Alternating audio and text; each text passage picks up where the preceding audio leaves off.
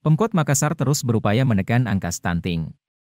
Wali Kota Makassar, Moh Ramdan Pomanto bahkan optimis, target zero stunting bisa ditekan. Salah satu upaya yang dilakukan Dani adalah dengan melakukan intervensi langsung ke lapangan dan menurunkan tim yang fokus menekan angka stunting.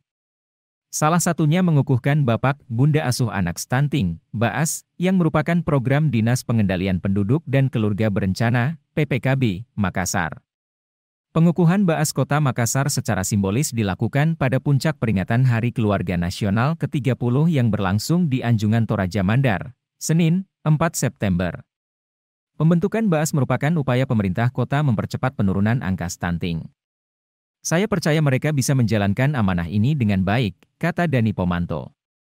Tidak hanya di jajaran OPD, Dani juga berencana mengembangkan BAAS hingga melibatkan pihak swasta.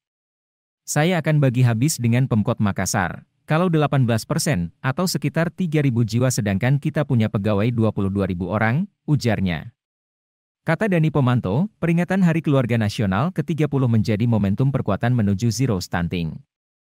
Apalagi stunting bukan hanya menjadi tanggung jawab Dinas PPKB semata, tetapi juga seluruh pihak. Sementara, Kepala Dinas PPKB Makassar Syahruddin mengatakan pembentukan BAAS merupakan upaya pemerintah untuk mempercepat penurunan angka stunting. Ini kami akan laporkan untuk membagi habis. Jadi setiap kepala OPD itu punya anak stunting yang ia kawal, tuturnya.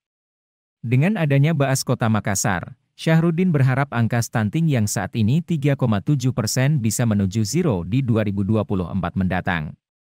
Alhamdulillah laporan yang kita terima itu rata-rata terjadi penurunan angka stunting setiap kecamatan.